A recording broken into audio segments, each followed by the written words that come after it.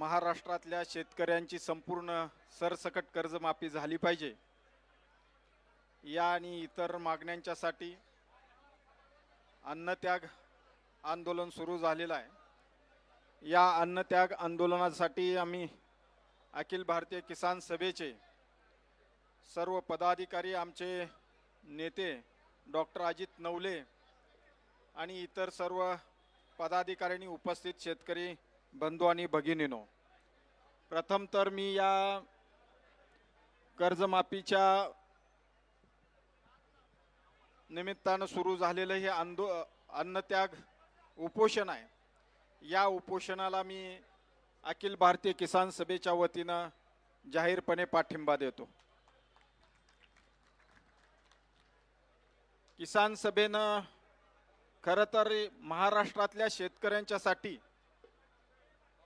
Doctor Ajit Navale यांच्या नेतृत्वामध्ये आणि सर्वच शेतकरी संघटनांना बरोबर घेऊन गेल्या अनेक वर्षांमध्ये हा कर्जमाफीचा प्रश्न, शेतकरी संपूर्णपणे या कर्जातून मुक्त झाला पाहिजे अशा प्रकारचं धोरण घेऊन अनेक आंदोलनं केलेली आहेत। दादांचं मला खरं तर अत्यंत आभार व्यक्त करायचे आहेत, ते एवढ्यासाठी की या सगळ्या शेतकरी संघटना एकत्रित येऊन या महाराष्ट्रातला शेतकरी कर्जमुक्त झाला पाहिजे ही भूमिका घेत असताना एका राजकीय पक्षाचे पुढारी म्हणून त्यांनी याच्यामध्ये पुढाकार घेतलेला आहे, तो अत्यंत अभिनंदनीय आहे। कारण शेवटी या सगळ्या शेतकऱ्यांच्या प्रश्नाला जोपर्यंत राजकीय पाठबळ मिळत नाही तोपर्यंत हे प्रश्न तडीत जात नाहीत, हा आपला सर्वांचाच आजपर्यंतचा अनुभव आहे। आणि म्हणून काल आम्ही सगळेजण पुण्यामध्ये जमलो, सगळे पदाधिकारी पुण्यामध्ये जमले किसान सभेचे। त्या ठिकाणी आम्ही या महाराष्ट्राच्या कृषी मंत्र्यांना विनंती केली की या महाराष्ट्रातला शेतकरी अस्वस्थ आहे, या आपण कर्जमाफीची, कर्जमुक्तीची जी योजना जाहीर केलेली आहे याच्यामध्ये अटी आणि शर्ती एवढ्या घातलेल्या आहेत की त्या अटी शर्तीच्या जोखडाखाली परत एकदा या महाराष्ट्रातला शेतकरी दबला जाणार आहे। त्यामुळं या सगळ्या अटी शर्ती तुम्ही काढून टाका आणि ज्या अहिल्याबाई होळकरांच्या नावानं तुम्ही ही योजना जाहीर केलेली आहे त्या अहिल्याबाई होळकरांचा जो इतिहास आहे तुम्ही लक्षात घ्या, किती त्या दानशूर होत्या हे लक्षात घ्या, आणि तो दानशूरपणा तुमच्यामध्ये पण फडणवीस साहेब आला पाहिजे। या महाराष्ट्राची तिजोरी या सगळ्या शेतकऱ्यांच्यासाठी खुली केली पाहिजे ही मागणी घेऊन आज महाराष्ट्रातला शेतकरी पंढरपूरला एकवटतोय। आणि म्हणून महाराष्ट्र शासनानं तातडीने पावलं उचलावीत, जादाचा अंत बघू नये, शेतकऱ्यांचा अंत पाहू नये आणि तुम्ही ताबडतोबीने चर्चा करा, याच्यातून मार्ग काढा आणि या अटी शर्ती ताबडतोबीने रद्द करा आणि ह्या महाराष्ट्रातला शेतकरी कर्जमुक्त करा। ही मागणी जी आपण सर्वांनीच घेतलेली आहे त्या मागणीला परत एकदा पुनश्च मी पाठिंबा देतो आणि माझे 2 शब्द संपवतो। इन्क्लाब जिंदाबाद। झालं।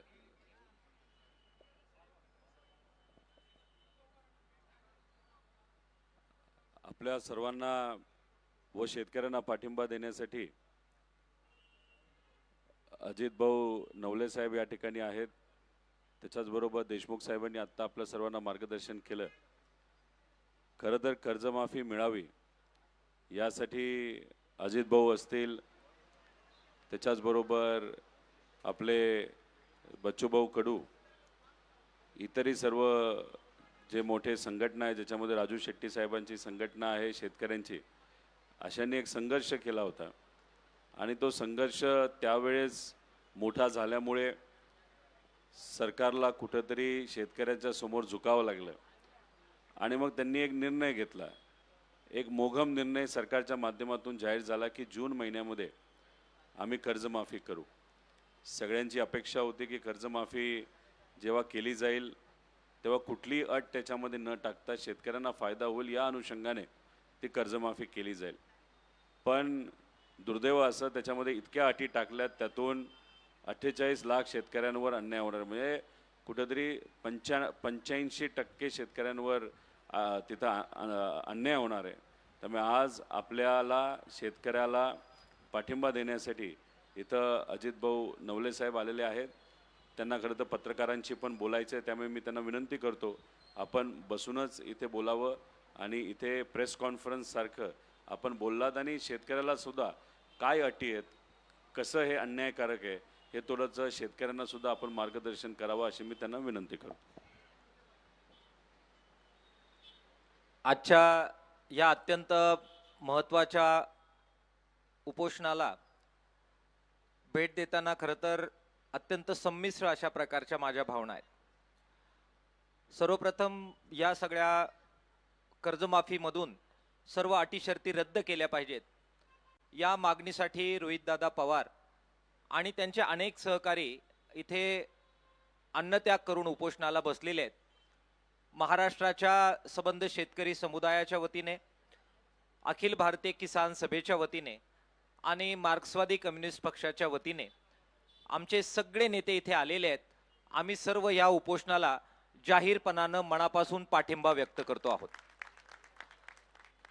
या महाराष्ट्रातील शेतकरी कर्जमुक्त व्हावा यासाठीची लढाई 1 जून 2017 रोजी पुणतांब्याच्या शेतकऱ्यांनी पहिल्यांदा सुरू केली. पुणतांब्याचा संप सुरू झाला आणि त्याच्यानंतर सबंध महाराष्ट्रभर ही चळवळ गेली आणि पहिली कर्जमाफी ही 2017 साली आपण सगळ्यांनी लढून मिळवली. त्यात सुद्धा ज्या अटी शर्ती होत्या त्या दूर करण्यासाठी एक प्रचंड लॉंग मार्च या महाराष्ट्रामध्ये निघाला, त्याचे तुम्ही आम्ही सर्व साक्षीदार आहोत. त्याच्यानंतर दुसरी कर्जमाफी महाविकास आघाडी सरकारने केली आणि त्यावेळी आमचा त्या सरकारला पाठिंबा होता, आम्ही संपर्कात होतो. त्यात अनेक शेतकऱ्यांना न्याय देण्याचं काम त्यावेळी काही प्रमाणामध्ये झालं, मात्र त्यात सुद्धा काही उणिवा होत्या आणि त्या विरोधात तुम्ही आम्ही संघर्ष केलेले कार्यकर्ते आहोत. देवेंद्र फडणवीस साहेबांनी निवडणुकीच्या पूर्वी परत एकदा शेतकऱ्यांची कर्जमाफी करण्याचं आश्वासन दिलेलं होतं आणि म्हणून तुम्ही बोललात त्याप्रमाणे कर्जमुक्ती करा यासाठी एक जबरदस्त लढा परत आपल्याला उभा करावा लागला. बच्चू कडू यांनी त्यावेळी पुढाकार घेतलेला होता. राजू शेट्टी साहेब आहेत, रविकांत तुपकरजी आहेत, वामनरावजी चटप आहेत आणि आम्ही सगळ्यांनी खूप बैठका त्यावेळी महाराष्ट्रभर केल्या आणि एक जबरदस्त आंदोलन उभं राहिलं. त्यांच्या उपोषणाला मला वाटतं रोहितदादा आपण सुद्धा आला होतात आणि पाठिंबा दिलेला होता. या सगळ्या लढ्याचा परिणाम म्हणून सरकारने कर्जमाफी जाहीर केली.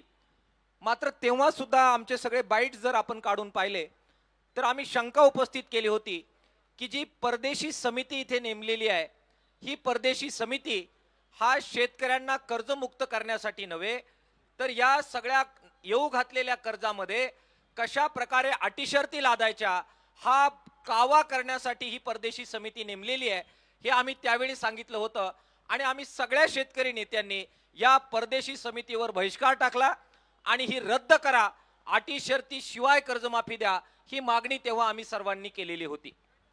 मला आठवतंय केवळ आम्हीच नव्हे, महाविकास आघाडीचे सगळे पक्ष आपण सगळ्यांनी सुद्धा त्यावेळी ह्या अटी शर्ती शिवाय कर्जमाफी करा ही मागणी तेव्हा सुद्धा केलेली होती. आमची शंका रास्त होती. आज देवेंद्र फडणवीस सांगतायत की बिलकुल या अटी शर्तींचा कोणताही तोटा होणार नाही. परवा दिवशी रोहितदादा मी त्यांचा बाईट ऐकला. ते म्हणाले की हे सगळं जे काही विरोधी पक्ष आणि संघटना पसरवतायत की अटी शर्तींमुळे तोटा होणार, त्यांचं ऑन रेकॉर्ड सांगतायत लवंडेजी 99% शेतकऱ्यांना अटी शर्तीचा काही त्रास होणार नाही. हे बाईट परवा दिवशी सबंध मीडियामध्ये आदरणीय देवेंद्र फडणवीस साहेबांचे फिरलेले आहेत. आपण त्याचा प्रतिवाद केल्यानंतर आता काल त्यांचा परत नवा खुलासा आला रोहितदादांच्या उपोषणानंतर आणि किसान सभेनं शासनादेश सगळ्या महाराष्ट्रात जाळल्यानंतर खुलासा आला. ते आता म्हणतायत 70% लोकांना याचा काहीही तोटा होणार नाही, केवळ 30% लोकांनाच अटी शर्तींचा तोटा होईल. काही आकडेवारी या मंचावरून देवेंद्र फडणवीस साहेब तुमच्या पुढे मला ठेवायची आहे. काल सुद्धा मी ती ठेवली आहे, काही लेखातून पण ठेवलेली आहे आणि याचा युक्तिवाद तुम्ही करा. तुम्ही जर हे खोडून काढलं आणि मान्य केलं की 70% लोकांना काही लाभ त्रास होणार नाहीये, तर रोहित दादा आपल्याला सुद्धा काही आपला देह जाळण्याची गरज पडणार नाही. फक्त देवेंद्र फडणवीस साहेबांनी हे सिद्ध करून दाखवावं की कसा त्रास होणार नाही. 2-4च आकडेवाऱ्या मला मांडायच्या आहेत, त्यांनीच दिलेल्या आकडेवाऱ्या आहेत. देवेंद्र फडणवीस साहेब म्हटले 56 लाख शेतकऱ्यांना कर्जमाफीचा लाभ होणार आहे. स्वागत आहे, आकडा लॉक करूया. 56 लाख शेतकऱ्यांना तुम्ही लाभ देणार आहे. त्यापैकी तुम्ही सांगितलं 2019 मध्ये ज्या शेतकऱ्यांना कर्जमाफीचा लाभ मिळाला त्या शेतकऱ्यांना आता तुम्ही या कर्जमाफीमध्ये अट टाकली आहे की त्यांना आता 2 लाखाचा लाभ मिळणार नाही, त्यांना केवळ 50,000चा लाभ मिळेल आणि तो सुद्धा त्यांच्यावरचं 50,000पेक्षा जास्त कर्ज जर त्यांनी फेडलं तर त्यांना लाभ मिळणार आहे. म्हणजे हे 2019च्या कर्जमाफीमध्ये पात्र असणाऱ्या शेतकऱ्यांना तुम्ही अट टाकलेली आहे.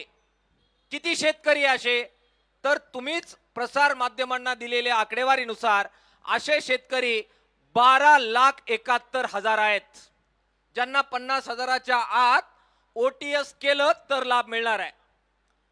नियमित कर्जदारांना तुम्ही 50,000च देऊ घातलेले आहेत, त्याच्यावर मागच्या सरकारपेक्षा जास्त कडक अट टाकली आहे आणि सांगितलं की आम्ही हे 50,000 देऊ, पण कधी किमान 4 वेळा तुम्ही कर्ज भरल्याचं सिद्ध केलं पाहिजे.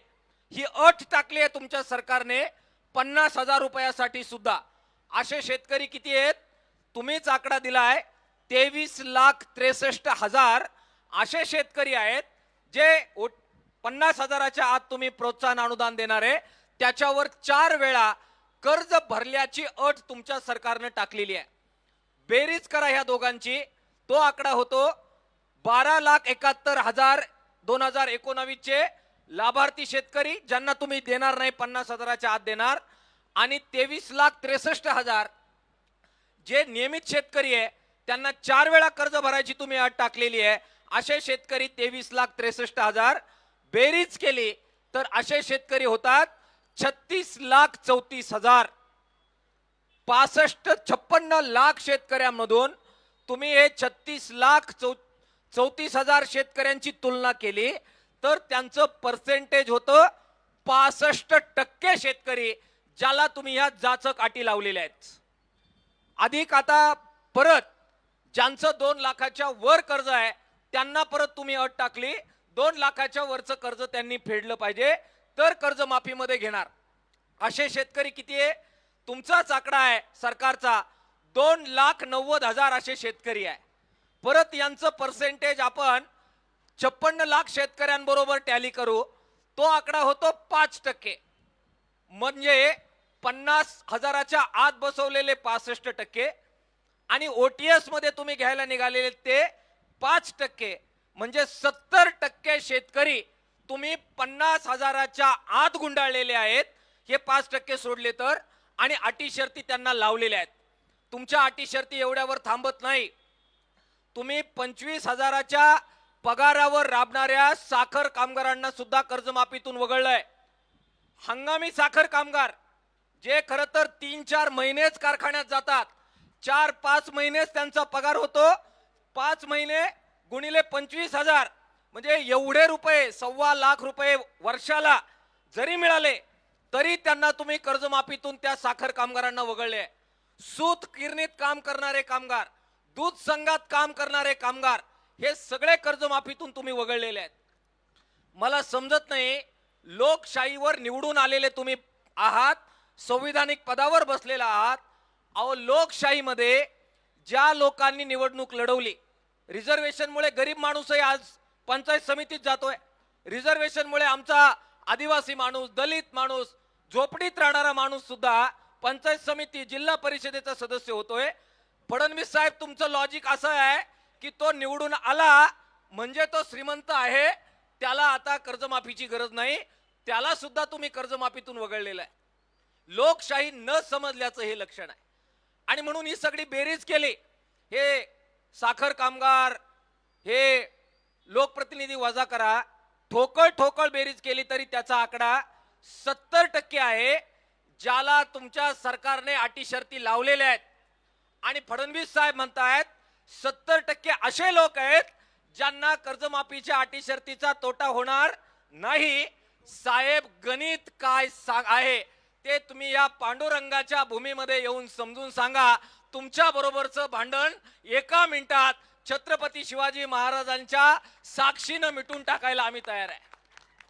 70% लाभ होणार नाही म्हणता आणि 70% जाम गुंतून टाकलेत, त्यापैकी 65% तुम्ही 50,000च्या आतच खपून टाकलेले आहेत. त्यामुळे तुमचा कावा हा बरोबर शेतकऱ्यांच्या पोरांना समजतोय आणि म्हणून आज आम्ही यांना पाठिंबा द्यायला रोहित दादांना आलो. किसान सभेने एक भूमिका घेतलेली आहे. आमचे राजकीय पक्ष, राजकीय विचार, आमचे राजकीय डावपेच शेतकरी आंदोलनाच्या आड येता कामा नये असं वागण्याची भूमिका 2014 पासून आम्ही सातत्यानं घेतली. उद्या भाजपचे लोक उपोषणाला बसले दादा आणि त्यांची मागणी जर बरोबर असेल तर हे लाल बावट्यावाले त्यांना पण पाठिंबा द्यायला बिलकुल मागे हटणार नाही. ही शेतकऱ्यांबद्दलची आमची कमिटमेंट आहे. आणि म्हणून आपण बघा, बच्चू कडू उपोषणाला बसले, राजकीय मतभेद आहेत, ते वेगळ्या विचाराचे आहेत, परंतु आम्ही सगळी शेतकरी नेत्यांनी बैठक केली. आम्ही आपसात फोन केले. राजू शेट्टी साहेब आहेत, रविकांत तुपकर आहे, आम्ही एकत्र बोललो. वामनराव चटप आहे आणि आम्ही म्हटलो आपलं राजकारण आपण आपल्या आपल्या वेळी करू. पण शेतकरी माय माऊली शेतात राबते, तो आज आत्महत्येच्या दारात आहे. आपण बाजूला ठेवू. सगळ्या शेतकरी संघटना प्रमुख आम्ही एकत्र आलो आणि विदर्भाच्या आंदोलनामध्ये सामील झालो. आज ज्यावेळी रोहित दादा पवार ते एका पक्षाचे आमदार आहेत, एका पक्षाचे नेते आहेत, वैचारिक पातळीवर महाविकास आघाडी म्हणून आमच्यामध्ये काही मतभेदाचा मुद्दा नाही, त्यामुळे वैचारिकरित्याही ते आमच्या जवळचे आहेत. पण केवळ तेवढा मुद्दा नाहीये, ते शेतकऱ्यांसाठी लढतायत. आम्ही काल राजू शेट्टी साहेबांशी बोललो, मी स्वतः रविकांत तुपकरांशी पण बोललो. आपल्या फोन झाल्यानंतर त्यांना विनंती केली की आपल्या आपल्या आंदोलन चालू राहतील. किसान सभा आमच्या पातळीवर आम्ही लढतोय. आम्ही महाराष्ट्रभर या आदेशाची होळी केली. काल कृषी मंत्र्यांना आमचं सगळं शिष्टमंडळ जाऊन भेटलं. वो लढाई जारी रहेगी, उसमें कोई दो राय नहीं है. परंतु आज ते लढतायत तर आपण त्यांच्या पाठिंब्याला गेलं पाहिजे. आणि मला खात्री आहे की राजू शेट्टी साहेब, रविकांत तुपकर साहेब आहेत, वामनराव चटप आहे, हे सगळे शेतकरी नेते शेतकऱ्यांसाठी जो जो प्रामाणिकपणानं लढेल, राजकारण नंतर आम्ही जाणार, पाठिंबा देणार आणि मागे उभे राहणार आणि शेतकऱ्यांच्या बाजूनं त्या बाबतीतली भूमिका आम्ही घेणार आहोत. रोहित दादा, आपण मागण्या ज्या केल्या त्या अत्यंत रास्त मागण्या आहेत. अटी शर्ती काढून टाका आणि 7-12 कोरा करा, इतकं साधं आपलं त्याच्यामध्ये म्हणणं आहे. तुमची एक भूमिका मला आवडली, ही चर्चेच्या गोंधळात पडायचं नाही. हे चर्चेला गेलं की खूप कमी लोक आहेत तो ज्यांना त्यांचा डाव आणि कावा कळतो. मला आज अजित पवार साहेबांची आठवण मुद्दाम होऊन होते आहे. मला आज फेसबुकने आठवण करून दिली. दुधाच्या आंदोलनात मी उपोषणाला बसलो होतो आणि त्याच्यानंतर ते सुटल्यावर आजच्याच दिवशी 2 वर्षापूर्वी दादांच्या बरोबरच्या बैठकीचा फोटो हा आज फेसबुकने मला आठवण करून दिला. कर्जमाफीच्या विदर्भातल्या आंदोलनानंतर राजू शेट्टी साहेब होते, रविकांत तुपकर होते, बच्चू कडू होते, मी होतो, वामनराव चटप होते, देशोन्नतीचे पत्रकार होते आणि त्या बाजूला देवेंद्र फडणवीस साहेब होते, अजित पवार साहेब होते आणि एकनाथ शिंदे साहेब होते, कृषी मंत्री पण होते. कर्जमाफीच्या मध्ये काय डेडलॉक होणार आहे हे ज्यावेळी आम्ही सांगितलं, माझं ऑन रेकॉर्ड त्यावेळची मुलाखत आहे, अजूनही जाऊन बघा. सगळ्यात अगोदर काय क्लॅशेस होणार आहे आणि ग्रामीण अर्थव्यवस्था या घोषणेमुळे कशी कोलॅप्स होणार आहे हे ज्यावेळी सांगितलं, सगळ्यात अगोदर त्या बैठकीत आपण बरोबर बोलतो हे कोणत्या माणसाच्या लक्षात आलं होतं, ते अजित पवारांच्या लक्षात आलेलं होतं. मी नम्रपणाने सांगतो. आणि त्यावेळी प्रशांत कदम यांना जी मी मुलाखत दिलेली आहे, ऑन रेकॉर्ड आहे, त्यावेळेस सुद्धा मी हे वाक्य तुमच्या स्टेजवर आलो म्हणून एक बोलायचं आणि मागे असं नाही, त्यावेळी पण मी हे अधोरेखित केलेलं होतं. त्यामुळे देवेंद्र फडणवीस साहेबांना मला विनंती करायची आहे की या चर्चा आणि चर्चाचे गोंधळ थांबवा. सरळ डिक्लेअर करा की तुम्ही 70% लोकांना कर्जमाफीचा कोणताही अटी शर्तींचा त्रास होणार नाही, हे तुमचं वाक्य आहे. ते वाक्य सिद्ध करा, मग सकारात्मकता बाकीच्या 30% लोकांच्या बाबत आपण चर्चेला सामोरं जाऊ. पण तुम्ही जे बोलताय तेच जर खोटं असेल तर मग बाकी चर्चेला अर्थ राहणार नाहीये. आणि म्हणून आम्ही सगळे बरोबर आहोत. तुम्ही लढताय. आमच्या सगळ्या शेतकरी संघटनांना मला विनंती करायची आहे की आपलं राजकारण, आपल्या संघटना आपण परत चालू, परंतु आज जे जे लढतायत त्यांच्या मागे आपण उभं राहू. राजकारणाच्या पलीकडे जाऊन हे काम करू. महाविकास आघाडीतील माझ्या सगळ्या सहकाऱ्यांना सुद्धा मला विनंती करायची आहे. राजकारण होत राहील, परंतु काँग्रेसचे आमचे सपकाळ साहेब आहेत, तुमच्या मंचावरून मला सांगायचं आहे. आमचे उद्धव ठाकरे साहेब आहेत, आमचे नेते आहेत महाविकास आघाडीचे, तुमच्या मंचावरून मला सांगायचं आहे की शेतकऱ्यांचा हा अभूतपूर्व लढा आहे. याच्यामध्ये रोहित दादांच्या स्टेजवर अजित नवलेने जायचं का आणि अजित नवलेच्या स्टेजवर परत अजून कोणीतरी दुसऱ्या कोणी जायचं का, हा मानपणाच्या लढाईचा हा काळ राहिलेला नाही. आणि म्हणून या पांडुरंगाच्या भूमीमध्ये वारकरी आणि शेतकरी हे खरं तर एकच आत्मे आहेत. त्या वारकऱ्यांच्या भूमीमध्ये सर्व मतभेद विसरून सर्व पक्षाच्या राजकीय नेत्यांनी, सर्व संघटनांनी यावं. आपल्या गावातल्या, गावखेड्यातल्या शेतकरी पोरांना मला सांगायचंय, अरे जातीचा प्रश्न निघाला तर किती मोठमोठ्यानं जीवाच्या आकांतानं लढता, मग मातीच्या प्रश्नासाठी मागे राहून भावांनो आपल्याला चालणार आहे का? गावागावामध्ये जिथे असाल तिथे एकत्र या. त्या ठिकाणी झेंडे, पक्ष, पार्ट्या बाजूला ठेवा. नेत्यांची नावं घेण्याची गरज नाही, ते सुद्धा बाजूला ठेवा. अमक्या नेत्याच्या मागे, तमक्या नेत्याच्या मागे नाही. आम्ही शेतकरी पोरांच्या मागे उभं राहायला तयार आहे.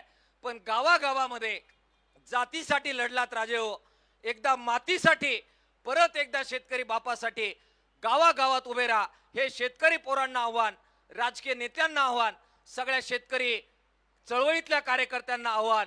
आपण सगळे एकत्र होऊन लढूया आणि शेतकरी मायबापाचं स्वप्न जे आहे कर्जमुक्तीचं, हमी भावाचं, त्याच्यासाठी पुढे घेऊन जाऊया. मी एक फलक पाहिला, तुम्ही पीक विम्याबद्दल पण बोलतात, तुमचा आभार. महत्वाचा मुद्दा आहे तो आपण बरोबर घेऊ. आणि देवस्थान जमिनीच्या कायद्याच्या बद्दल जो परवा आपण लढून मिळवला, काही लोकांच्या आग्रहाखातर तो ड्राफ्टच त्यांनी स्थगित केला आणि नवा ड्राफ्ट करायचं म्हटलेले आहेत. या सगळ्या शेतकरी प्रश्नांसाठी भावांनो एकजुटीनं लढूया. राजकारणाच्या वेळी राजकारण, पण लढाईच्या वेळी शेतकरी बापाबरोबर इमान राखून लढूया. देवेंद्र फडणवीस साहेबांना शेवटची विनंती आहे की अंत आमचा पाहू नका, परंतु या अंतिम टप्प्यामध्ये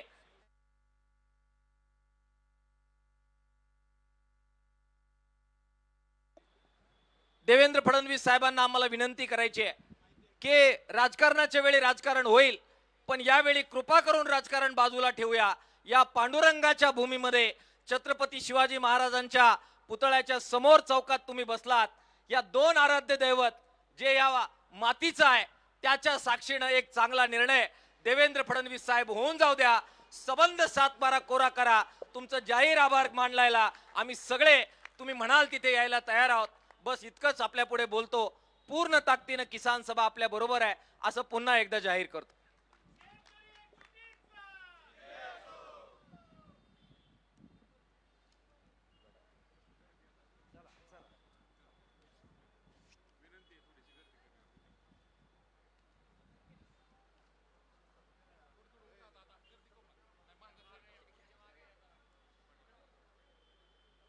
अन्नदात्यासाठी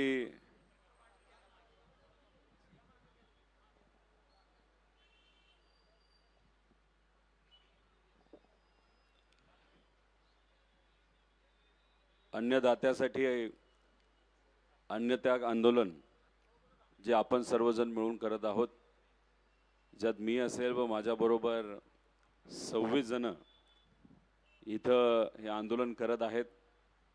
सुरुवातीला हा आकडा 10चा होता, पण बघता बघता अनेक शेतकरी महाराष्ट्राच्या कानाकोपऱ्यातून आणि त्याच्यामध्ये काही महिला सुद्धा इथं शेतकऱ्याच्या हितासाठी अन्नत्याग आंदोलन करत आहेत. मी त्यांच्या मनापासून सर्व शेतकऱ्यांच्या वतीने या ठिकाणी आभार व्यक्त करतो. अजित नवले साहेबांनी आपल्या सर्वांना मार्गदर्शन केलं. आत्ताची काय परिस्थिती, वस्तुस्थिती ही आपल्या सर्वांना सांगितली. आता आम्हा सर्वांना अन्नत्याग आंदोलनाला सुरुवात करून 24 तास झाले. त्या 24 तासामध्ये काल 2दा कृषी मंत्री साहेबांबरोबर बोललो. त्याच्याचबरोबर सहकार मंत्र्यांशी पण बोलणं झालं. आज अजूनपर्यंत सरकारकडनं कुठलाही निरोप त्या ठिकाणी आलेला नाही. तो कधी येईल, काय येईल हे नंतरच तिथं आपल्याला कळेल. पण काही बातम्या आणि काही स्टेटमेंट जे काही मोठे नेते टीव्हीवर करत आहेत ते काही प्रमाणात मी बघितले. याच्यामध्ये मुख्यमंत्री साहेबांनी एक स्टेटमेंट केलं. सुरुवातीला ते म्हणत होते की या पुण्यश्लोक अहिल्यादेवी होळकरांच्या नावाच्या कर्जमाफी योजनेमध्ये कुठेही अट आम्ही टाकलेली नाही. हे त्यांचं पहिलं स्टेटमेंट. नंतर ते म्हणतात 99% शेतकऱ्यांना या योजनेचा फायदा होईल.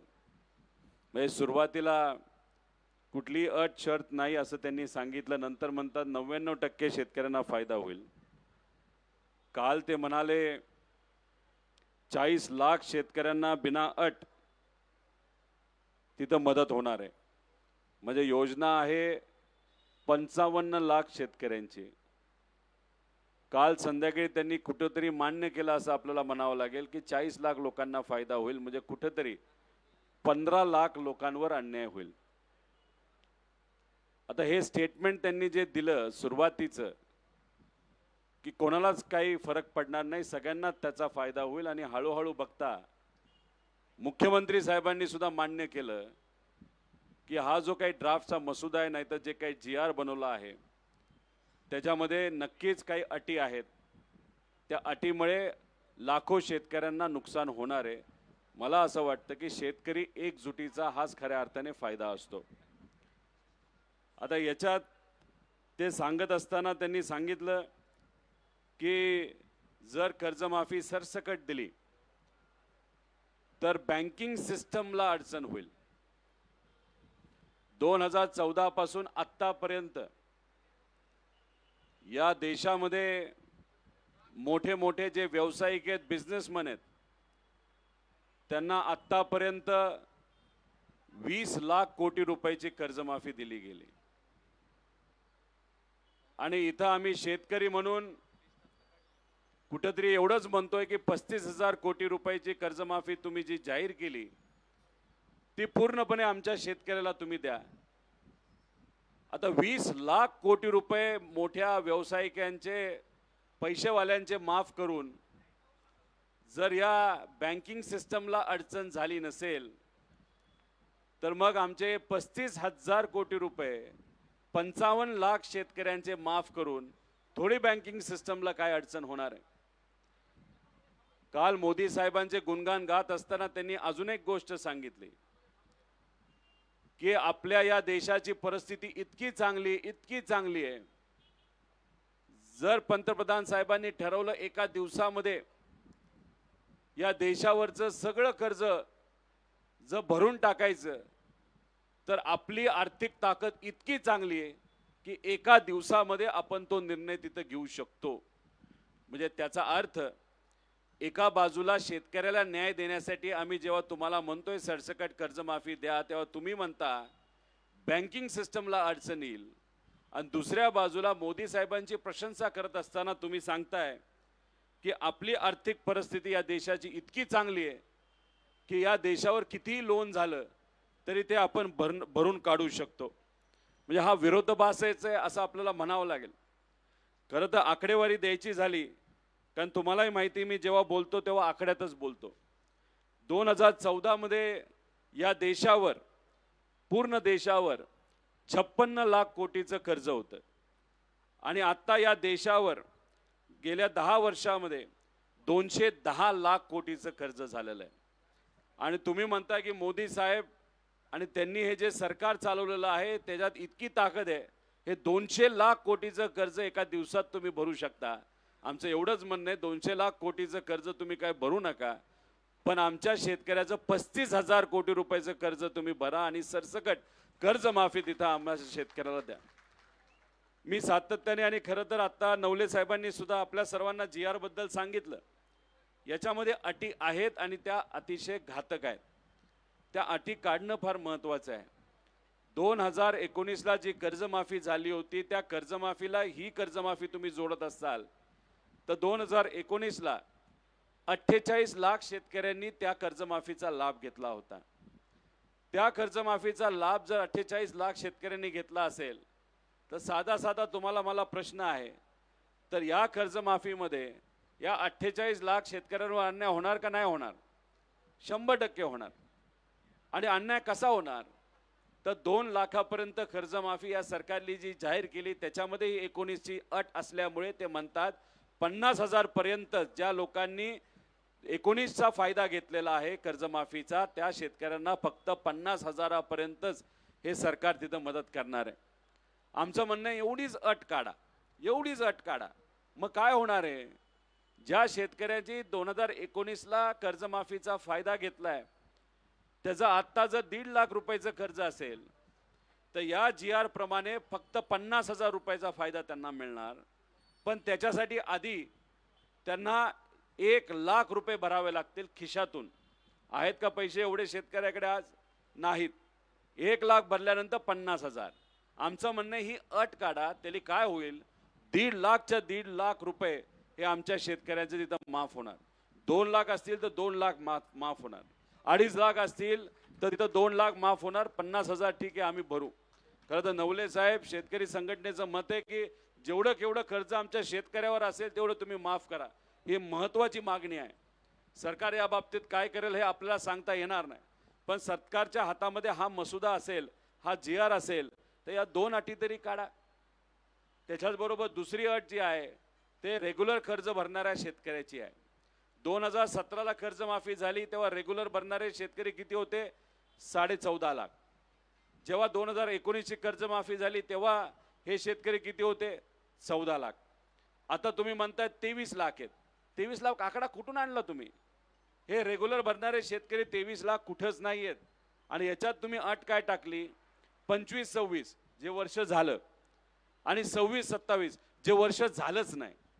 मग तुम्ही काय म्हणता या 14 लाख शेतकऱ्याला की बाबांनो अजून 1 वर्ष तुम्ही थांबा आणि 1 वर्ष थांबा, तेवढं तुम्ही परतफेड करा, मग तुम्हाला आम्ही कर्जमाफी देऊ या रेग्युलर शेतकऱ्याला. हाच अर्थ झाला ना 26-27चा. मग ही अट कशाला पाहिजे? मदत आज आमच्या शेतकऱ्याला आत्ताच्या आत्ता तिथं मदत पाहिजे. त्यामुळे या 2 अटी काढणं आमच्या सर्वांसाठी महत्त्वाचं आहे. त्यामुळे मला सरकारला एवढंच सांगायचं आहे, आम्ही राजकीय टीका करणार नाही, आम्हाला टीका करायची नाही. नक्कीच जे पद महत्त्वाचं असतं ते मुख्यमंत्री पद असतं. त्या पदावर असणारे देवेंद्र फडणवीस साहेबांनी ठरवलं की लगेचच्या लगेच हा निर्णय तिथं घेतला जाऊ शकतो. आणि जसं नवले साहेबांनी सांगितलं, तुम्ही कुठल्याही तुमच्या अभ्यासू नेत्याला इथं पाठवा, त्यांच्याशी आम्ही चर्चा करायला तयार आहे. पण कृपा करून आमचं मत आहे अभ्यासू नेत्याला. नाही तर तुम्ही सांगलीच्या कुठल्या तरी एका नेत्याला पाठवणार, नाही तर इथल्या पालकमंत्र्याला पाठवणार. त्यांचा अभ्यास किती याचा अंदाज आम्हाला आहे. त्यामुळे तुमच्यातले जे अभ्यासू आहेत ते बावनकुळे साहेबांना पाठवा, कृषी मंत्री साहेबांना पाठवा, रावळ साहेबांना पाठवा. मुख्यमंत्री साहेब स्वतः हुशार आहेत, एकनाथ शिंदे साहेब आहेत, अजितदादा पक्षाच्या सुनेत्रा काकी आहेत. अशा कोणातरी विचारवंत नाही तर अभ्यासू लोकांना आमच्याकडे पाठवा. आम्ही त्यांच्यावर बसतो, कसे आकडे चुकीचे आहेत जे तुम्हाला अधिकारी सांगतात हे आम्ही तिथं सिद्ध करू. आणि मग आम्ही जे म्हणतो ते खरं असेल तर मग आमची एकच कंडिशन असेल.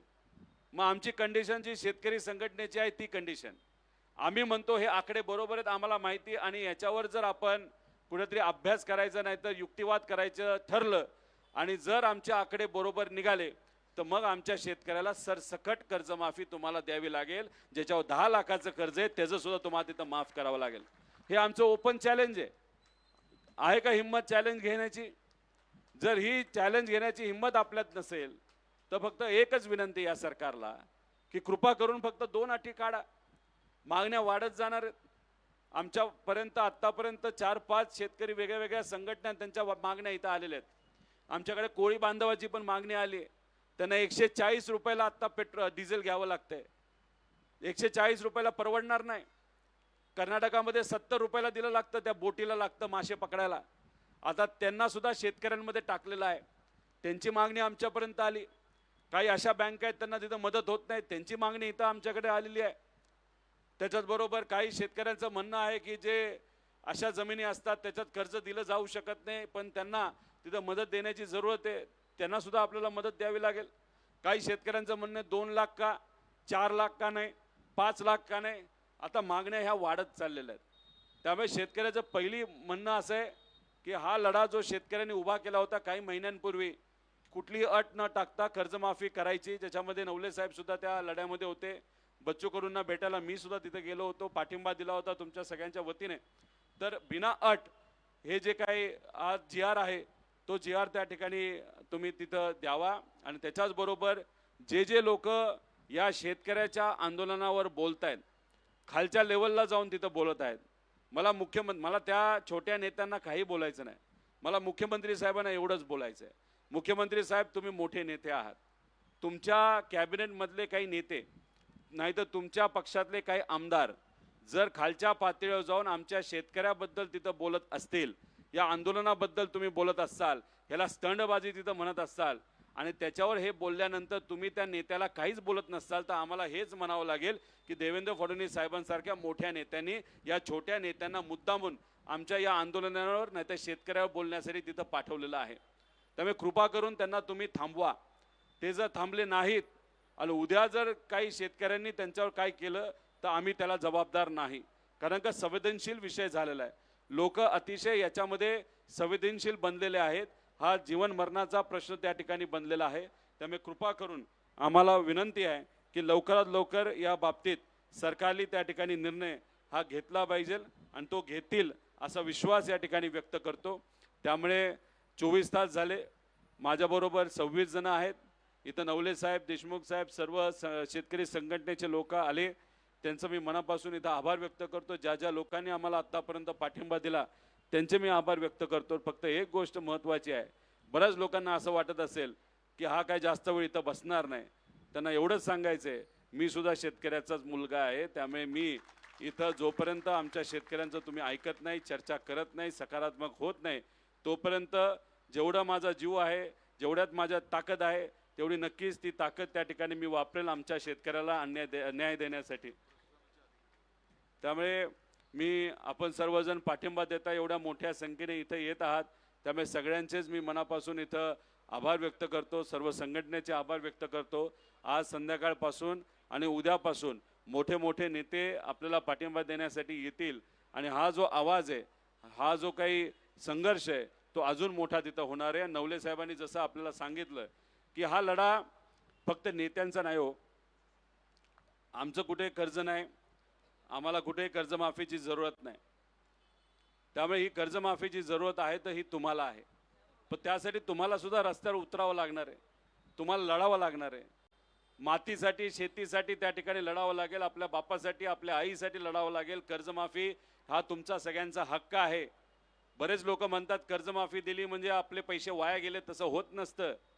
जर गेल्या 5 वर्षामध्ये सरकारली जर तुमच्या सोयाबीनला चांगला भाव दिला असता, मकेला भाव दिला असता, कांद्याला भाव दिला असता, कपाशीला भाव दिला असता, तुमची केळी जेव्हा अडचणीत आली होती, जेव्हा इराण हे आपली केळी घेत नव्हतं, 2 रुपये किलोला आपली केळी विकली, या केळीला जर सरकारने मदत केली असती, ज्या संत्र्याला संत्री विकत असताना बांगलादेशला संत्री जात नाही म्हणून ज्या शेतकऱ्याला अडचण आली त्याला जर सरकारने मदत केली असती आणि तुम्हाला चांगला हमीभाव मिळाला असता तर कर्जमाफीची जरूरत होती का?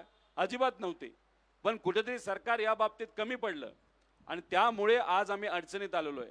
त्यामुळे आमचा हा हक्क आहे, आमचा शेतकऱ्याचा हक्क आहे की आमची कर्जमाफी सरसकट बिना अट त्या ठिकाणी झाली पाहिजे आणि तोच हक्क आम्ही या आंदोलनाच्या मदतीने तिथं मागत आहोत.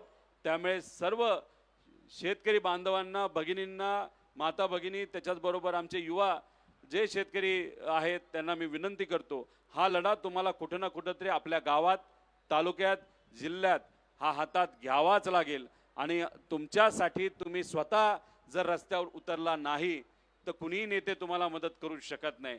स्वतःचा लढा स्वतः लढलाच तर तुम्हाला तिथं न्याय मिळू शकतं आणि तो लढा तुम्ही लढाल असा विश्वास या ठिकाणी आपल्या सर्वांच्या वतीने व्यक्त करतो.